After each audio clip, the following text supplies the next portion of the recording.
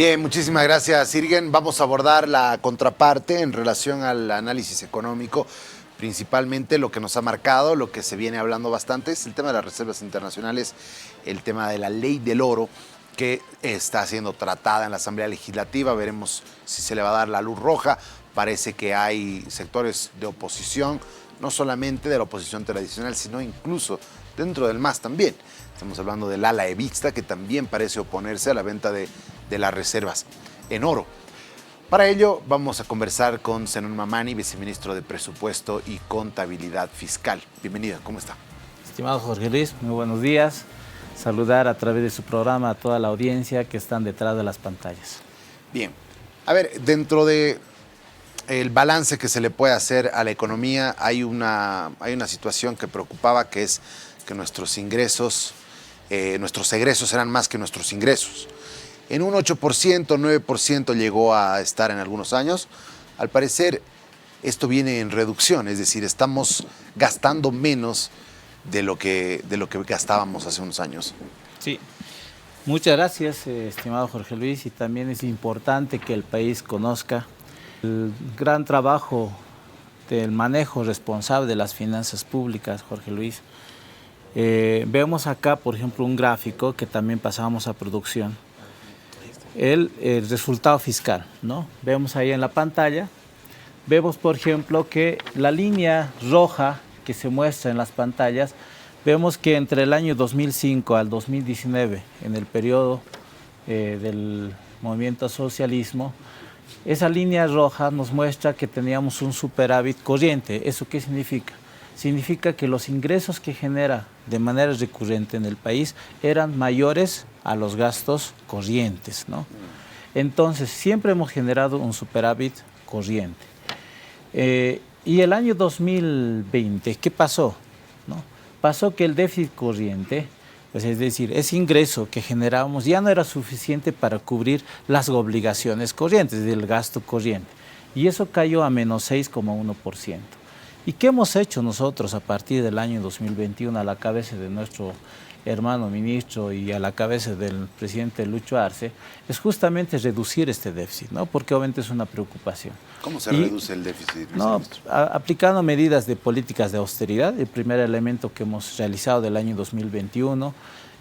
Y segundo, hemos fortalecido el tema de la inversión pública. No se olviden que el año 2020 el gobierno de Lañez lo que ha hecho es paralizar la inversión pública, ha paralizado la economía, no ha generado ingresos. Entonces, cuando nosotros hemos reactivado la economía, hemos reconstruido, hemos empujado el tema de la inversión pública y gracias a eso, ¿no? se nota que se reduce el déficit fiscal, porque una vez cuando el Estado invierte, genera mayor dinamismo, se genera mayores ingresos tributarios. Por tanto, al tener una política de austeridad, lo que se ha hecho es reducir de menos 12,7% a 9,3% del año 2021 y seguimos reduciendo al año 2022 a 7,2% de déficit fiscal. Ese es el resultado muy importante que nos marca que la economía se está reconstruyendo después de 3 golpes, incluso tenemos 3 golpes que hemos soportado como economía nacional.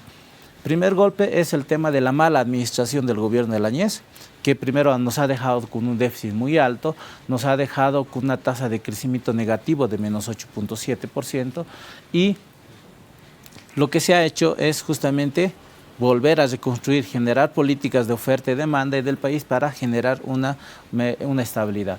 Otro elemento muy importante, hemos hecho una lucha, un plan estratégico de lucha contra el COVID.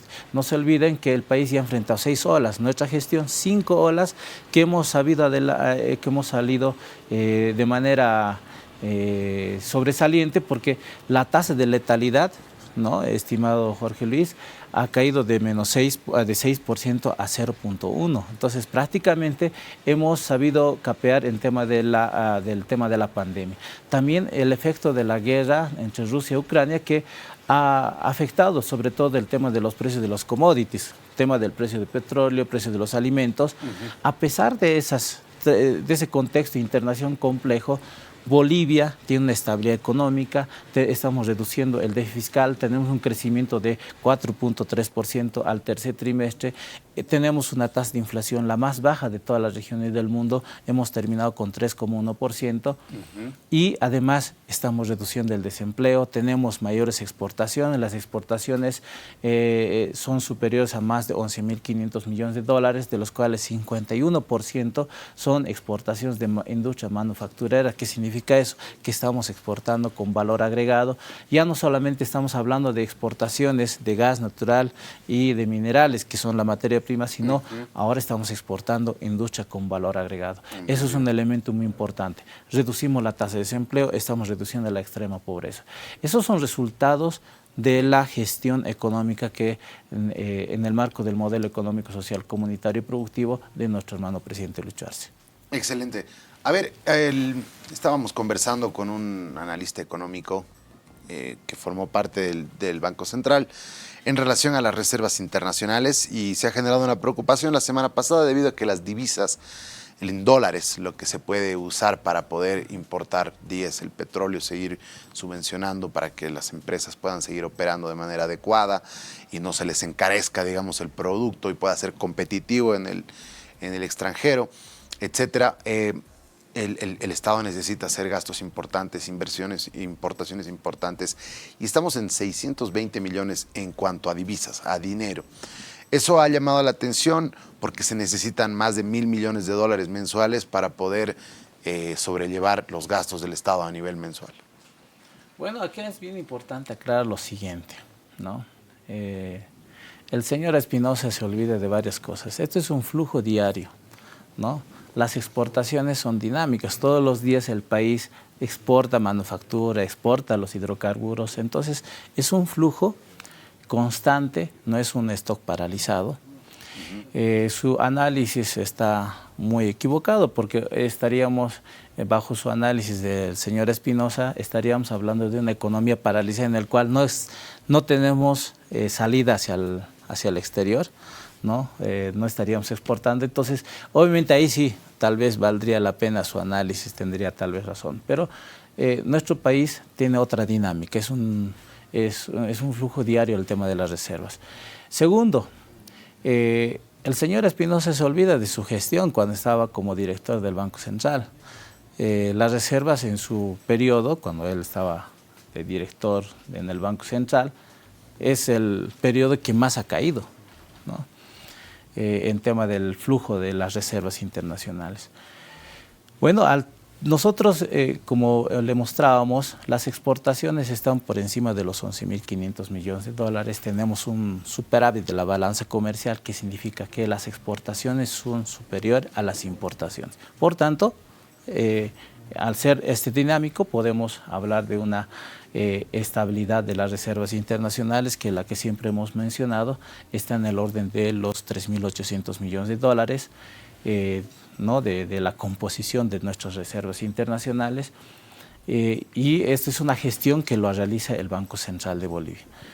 Un tercer elemento que también debemos mencionar en esto es justamente que el tema de las reservas como tal, y aquí yo tengo un gráfico como que les podría mostrar, y esto claramente evidencia, ¿no?, que en el periodo del presidente Lucho Arce, lo que vemos es que primero la caída se observa de octubre de 2019 a octubre de 2020. Es la peor caída que ha enfrentado en tema de las reservas internacionales. Habría que preguntarles a ellos qué han hecho durante ese periodo, qué han hecho ellos. En cambio, nosotros hemos enfrentado primero el tema de la pandemia. ¿Qué ha hecho? El gobierno nacional ha garantizado los insumos necesarios, hemos gestionado la compra de vacunas, hemos gestionado la compra de pruebas, y esos son divisas que salen afuera. Y eso obviamente lo que ha permitido es justamente lo que hoy tenemos una tasa de letalidad más baja. Hemos enfrentado 5 olas de pandemia, ¿no? El tema de la COVID-2019. Otro elemento, la subvención a los hidrocarburos. Producto de la guerra entre Rusia y Ucrania, lo que ha hecho es que los precios de los combustibles a nivel internacional se han incrementado y justamente el gobierno nacional, a pesar de este contexto internacional complejo, hemos garantizado el abastecimiento de gasolina y diésel principalmente, que no beneficia solamente a un solo sector, beneficia al sector agroindustrial, sector de transportes, ¿no? Entonces lo que ha permitido es justamente lo que hoy tenemos, una estabilidad económica, ¿no? Entonces, eso es lo que ha permitido, por eso estamos más o menos en el orden, nosotros hablamos de una estabilidad de toda la composición de las reservas de 3.800 millones de dólares. Entonces, es un elemento muy importante. O sea, habían 5.200 millones. Entonces, el contexto, estimado Jorge Luis, es muy distinto, ¿no? De lo que teníamos el año 2019, el 2020, lo que hoy tenemos. Hoy tenemos producto de la guerra Rusia-Ucrania, que está afectando no solamente a nuestra economía, sino a nivel internacional. Muchos de los países vecinos, ¿no?, están enfrentando una inflación alta, están generando mayor desempleo, las tasas de interés, ¿no?, que aplican cada vez se están incrementando justamente con la finalidad de bajar la tasa de inflación. Entonces, porque tiene una política muy distinta a la de nosotros. Entonces, es un contexto internacional totalmente complejo. Así es. Entonces, obviamente, a pesar de ese contexto internacional, Bolivia justamente se muestra con estabilidad económica, con menor tasa de inflación, con crecimiento, reducción de la tasa de desempleo. Entonces, son elementos totalmente distintos y por eso es que organismos internacionales como la CEPAL, el Banco Mundial, el Fondo Monetario Internacional, señalan que Bolivia va a estar entre uno de los países que más va a crecer en Sudamérica.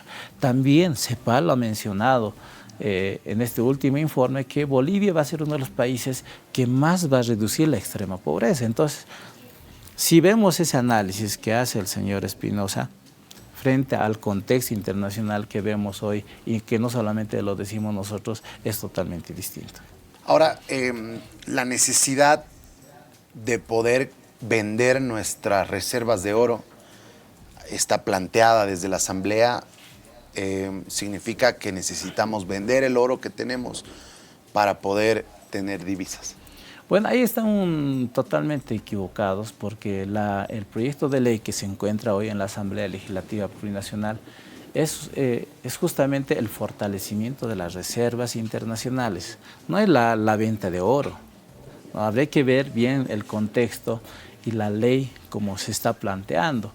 Muchos de los bancos centrales, ¿no? Muchos de los bancos centrales hoy por hoy hace una gestión. Los bancos centrales en Sudamérica y en el mundo hacen gestión. Están constantemente comprando y vendiendo divisas. Y ese es el elemento muy importante. Justamente en el proyecto de ley es justamente la ley de fortalecimiento de las reservas internacionales netas, justamente para que el Banco Central cumpla el papel fundamental.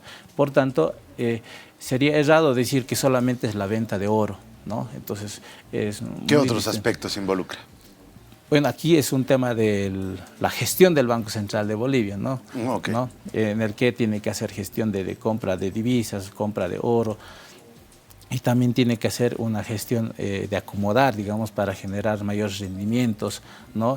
Hacer inversiones financieras en bancos internacionales. Ese es el papel del Banco Central, la política monetaria, la política cambiaria. Entonces, ese es el elemento muy fundamental. En tema de la ley, como está planteado, está destinado a la ley de fortalecimiento de las reservas internacionales netas. Bien, entonces el Ministerio de Economía espera que esta ley se pueda aprobar. Es así, nosotros siempre, como nuestro ministro siempre ha indicado, estamos dispuestos siempre a explicar a la población de manera clara y contundente qué es lo que significa y a dónde pretendemos con la ley de gestión de fortalecimiento de las reservas internacionales netas. Se habla acerca de que Argentina no ha estado pagando de manera puntual la venta de gas que hacemos a ese país. Y eso ha frenado un poco en los montos que tenemos actualmente. Bueno, acá, como todo país, como todo comprador o vendedor, siempre tiene sus obligaciones. Entonces, obviamente, dentro del contrato que se tiene entre YPFB y ASA de Argentina, tiene esos contratos, esas cláusulas en el que, en caso de que no pueda pagar, obviamente se se generan, digamos, hay boletas de garantía, ¿no?, dentro de estos aspectos. Y eso obviamente está previsto en las cláusulas, en los contratos que se tienen entre países, entre estas empresas que tenemos, entre YPF y IASA. Entonces, bueno, ahí se está aplicando estas medidas, ¿no? Pero obviamente esperemos que nosotros, obviamente Argentina vaya pagando. Entiendo que han estado pagando, eso habría que preguntar a YPFB, han estado pagando conforme, pero tal vez con algunos retrasos. Eso, pero no significa que, digamos, el país está dejando de recibir divisas por la venta de exportación de gas hacia la Argentina. ¿Cuáles son los otros mecanismos que tiene el país para recibir divisas, para recibir dólares específicamente? Primero son las exportaciones, las remesas, ¿no? Las exportaciones, como yo le decía, es un flujo diario porque todas las empresas privadas todos los días van exportando y al hacer las exportaciones también todos los días el país va recibiendo divisas del exterior. También las remesas, ¿no? Las remesas que vienen hacia las familias bolivianas, que también es otro elemento. Nuestras exportaciones de gas natural, de los minerales. Este último, por ejemplo, el tema de la urea, que ha superado más de 240 millones de dólares. Como nunca, ¿no? Por primera vez el año 2020 YPF hace estas exportaciones y vemos que las exportaciones, producto de la industrialización de nuestros recursos naturales como es el gas natural, está dando resultados positivos, generando ingresos para el país, generando fuentes de empleo, fuentes de ingresos y que obviamente son parte de las reservas, son generación de divisas que es producto de la industrialización. Otro elemento muy importante también va a ser el tema del litio, ¿no? Que también se está exportando y obviamente es una apuesta que tenemos como una estrategia de Estado que obviamente Bolivia va a recibir divisas por la exportación del litio principalmente. ¿Está garantizada la subvención de hidrocarburos entonces por los próximos años? Bueno, es una política, no es una cosa novedosa, ¿no? Y usted, estimado Jorge Luis, recordará que la subvención se viene aplicando desde el año 2006. Y en este marco de la política económica nosotros siempre vamos a garantizar el abastecimiento de los combustibles, ¿no? Y obviamente siempre cuidando la economía del pueblo, que es justamente garantizar la estabilidad de precios. Muchísimas gracias. No, a ti, estimado Jorge Luis. Zenón Mamani es viceministro de Presupuesto y Contabilidad Fiscal del Ministerio de Economía. Nos ha acompañado para conocer distintos aspectos relacionados a la economía. Bien, vamos a continuar con más. Sofía Araceli.